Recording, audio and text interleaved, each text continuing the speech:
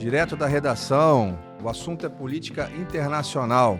Aqui conosco, para entender esses movimentos da política pelo mundo, o embaixador José Vicente de Sá Pimentel, colunista do jornal A Tribuna. A coluna dele sai aos domingos, já dei uma olhada na próxima coluna, está imperdível. Prazer falar com você, Vicente. Prazer é todo meu. Obrigado pelo comercial. Embaixador, eu queria começar falando sobre essa política internacional que oscila entre direita, extrema-direita, entre esquerda. Tem acontecido novos movimentos.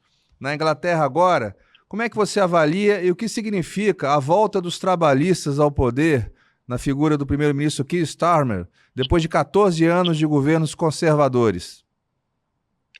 Olha, vamos dizer que num cenário internacional muito complicado, né?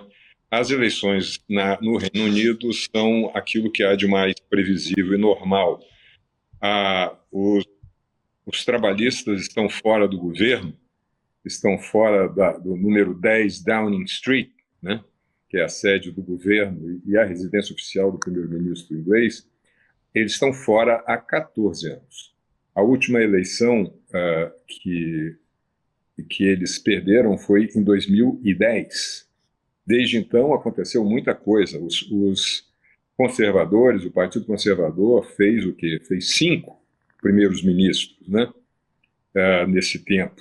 E nós tivemos a coisa mais impactante de tudo, que foi em 2016, a retirada do Reino Unido da União Europeia, né, o chamado Brexit, né, no tempo do primeiro-ministro David Cameron.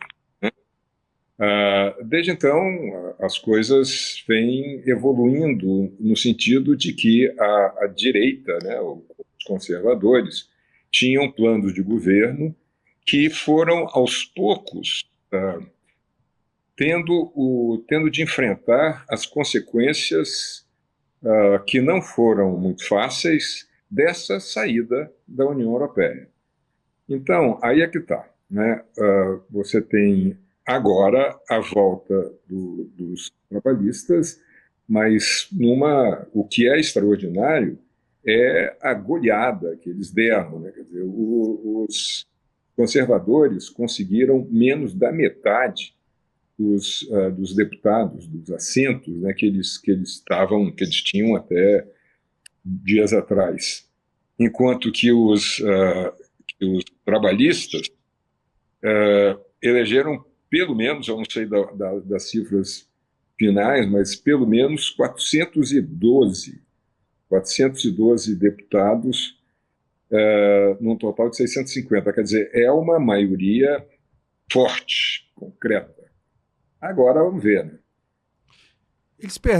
Os conservadores perderam 241 lugares, né, de assentos. Foi uma derrota importante. Agora, essa guinada na eleição pode significar também uma guinada na política externa britânica ou simplesmente denota talvez um cansaço do eleitor do Reino Unido com o conservadorismo, com o Partido Conservador que estava no poder?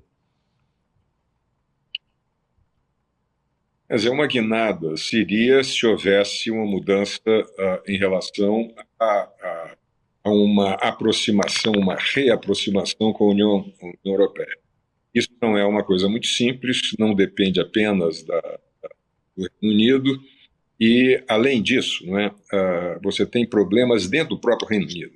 A Escócia está querendo sair. Há uma série de movimentos que vai ser necessário acompanhar. Agora, não se prevê uma mudança muito grande com relação a isso. Sempre há mudanças. Mas a Inglaterra, em si, é um desses lugares mais estáveis que existem. O resultado da eleição, além do cansaço com os conservadores, se deve muito provavelmente a problemas econômicos, né? Eles, há cerca de 5 anos, ou coisa que o vale, eles não conseguem alcançar índices de crescimento econômico superior a 1%, e tiveram várias vezes, em vários períodos, em vários trimestres, crescimento zero inclusive abaixo de zero, quer dizer, uma recessão, né? Eles têm problemas também com relação a...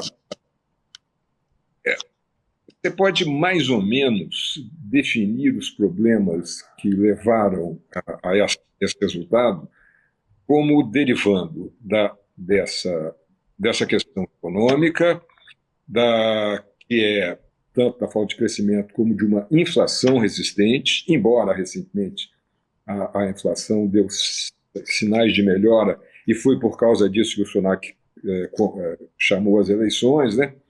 Existe o eterno problema dos imigrantes, que aparentemente eles não sabem muito bem como organizar, e o sistema de saúde, que é uma dessas coisas, uma das joias da coroa, ele vem ultimamente demonstrando sinais de cansaço. E você vê nos jornais, BBC muitas vezes dá, filas, problemas nos lugares de atendimento. Ou seja, o sistema de saúde está com problemas também. Na França, existe um esforço político de conter a Marine Le Pen, o possível governo dos ultradireitistas na França. E as primeiras análises é que esse esforço pode estar tendo êxito. É a sua visão do assunto? A Marine Le Pen teve uma vitória domingo passado simplesmente extraordinária. Mas acontece que a volta de um partido que sempre foi considerado de extrema-direita, né?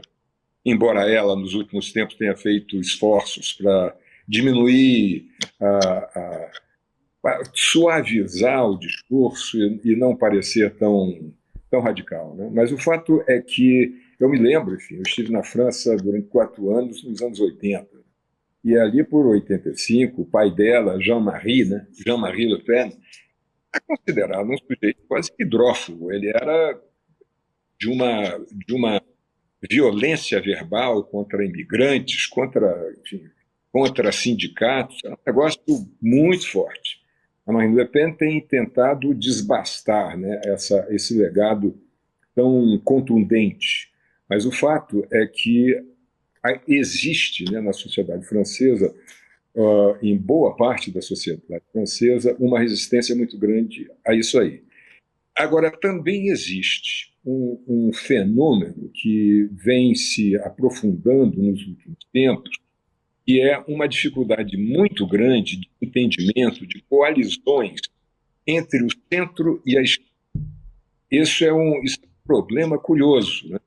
Porque não era assim tempos atrás, mas essa dificuldade vem se acentuando.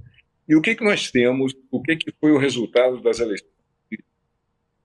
Domingo passado, as eleições antecipadas por Macron. O primeiro lugar disparado foi o partido da Le Pen, né? O partido que se chama Rassemblement National, Reunião Nacional. O segundo lugar foi a esquerda, o partido mais característico como esquerda, que é o Nouveau Front National, Populaire, Nouveau Front Populaire. Esse foi o segundo lugar, seguido com uma certa distância do partido do Macron, que é um partido de centro, um partido chamado Republicanos. É um partido, esse é um nome para ficar... para que os franceses se recordem dos tempos de De Gaulle, etc., né? Era um dos nomes das agremiações políticas comandadas pelo De Gaulle. Tudo bem. A questão os dois, neste momento, diante das eleições de amanhã, eles se uniram. Se uniram e conseguiram uma coisa que eu estava achando até difícil, mas conseguiram em boa parte. As eleições entram os candidatos dos partidos, né, que tiveram os votos nas eleições do domingo passado. Então você tem o partido da Marine Le Pen, você tem em segundo lugar o partido da esquerda e, em terceiro lugar, os republicanos. O normal seria que a Marine Le Pen se beneficiasse da pulverização dos votos. Então, eles fizeram um acordo, de maneira que, em todos os lugares em que o Front, né, o partido esquerdista, foi terceiro lugar, ele se retirou das eleições. Da mesma forma que os republicanos, onde eles foram terceiros colocados, eles se retiram. Ou seja, o partido da Le Pen vai ter que enfrentar um só candidato, né, que, em tese, representa dois partidos. E, com isso, crescem as possibilidades deles terem um número de deputados que equivalha, pelo menos, àquele do partido da Marine Le Pen. Cruzando o Atlântico agora, embaixador, dentro dessa possibilidade, que com sua experiência em análise política internacional, voltamos agora para os Estados Unidos. O presidente Joe Biden deu sinais claros de que não parece muito interessado em abdicar de sua candidatura à reeleição à Casa Branca. E isso, mesmo após algumas pesquisas apontarem que Michelle Obama poderia ser uma candidata capaz de derrotar Donald Trump. E a própria Michelle Obama não demonstrou muito interesse. Como o senhor vê esse andar da eleição americana? A Michelle Obama seria um nome novo, né? Seria uma coisa interessante, midiática, né? Do ponto de vista midiático, seria realmente uma coisa interessante, mas não parece viável essa alternativa. Agora, tem uma série de questões aí, né, derivadas da lei americana. Eu não sei se você vê como eu, né, mas durante muito tempo nós, sobretudo nós aqui no Brasil, que gostamos muito das coisas americanas, gostamos muito de imitar os americanos, nós sempre achávamos que as instituições deles eram fantásticas, as regras eram perfeitas, as nossas imperfeitas, e agora a gente está vendo que as regras americanas são bem complicadas, elas criam uma série de problemas. A conclusão que eu chego é que quando você tem uma sociedade bem organizada e as coisas estão indo bem, as regras são mais fáceis de cumprir, né? Quando há um problema é que a coisa fica em dúvida, né? O Marco Maciel tinha uma frase muito boa, né? O problema das consequências é que elas vêm depois. Então, as regras americanas a gente está vendo agora. Tem uma série de questões, quer dizer, o Joe Biden é, de fato, o candidato do Partido Democrata. Ele ganhou as primárias, ele tem as primárias têm um certo número de pessoas que são escolhidas pelo partido e que na primária final eles chegam e votam na convenção final, eles votam naquele candidato. Biden já foi ungido como o candidato democrata. Os recursos arrecadados pelo Partido Democrata são candidatura Joe Biden. Uhum. Isso é que é curioso. Então, se ele se retirasse, pura e simplesmente, dessa campanha eleitoral, haveria dúvida: o dinheiro fica com ele? Fica com o partido? Como é que se faz isso? Né? Agora, uma coisa é certa: se ele abdicasse do direito de concorrer em benefício da Kamala Harris, os recursos vão para ela naturalmente, porque é a chapa, né, a dobradinha, certo. E nesse caso o dinheiro pode reverter para a vice-presidente. Entende? A Kamala Harris ela tem uma série de outras vantagens. Ela tem um tipo de diálogo que ela, embora ela tivesse uma vice-presidência meio que nas sombras, né? Ela nunca tentou aparecer, e isso sempre foi considerado um detrimento para ela, né? Mas o fato é que ela tem muito bom diálogo com lideranças negras, porque ela é filha, né, na verdade, de um negro e de uma indiana de pele escura, porque é a Tâmil do Norte. Agora, quando a gente fala assim, né, quer dizer, é um negro que é, na verdade, professor de economia em Stanford, uma das maiores universidades do mundo. E uma indiana de Tâmil, muito bem, que é uma cientista, pesquisadora de câncer de mama. Então, mas para todos os efeitos, ela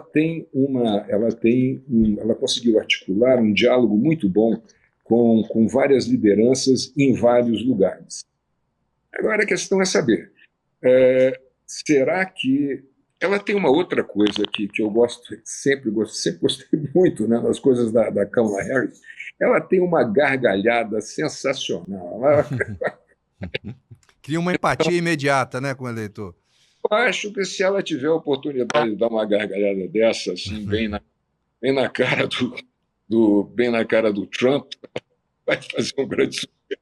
Não sei, não estou prevendo. Perfeito. Embaixador, nosso tempo aqui esgotou. Eu queria agradecer mais uma vez as suas observações que nos ajudam a entender melhor esse cenário político internacional e já aguardando e já sabendo da sua coluna no próximo domingo, que eu já dei uma olhada e já vi que está muito interessante. Mais uma vez, muito obrigado pela participação aqui no Estúdio Tribuna Online, embaixador.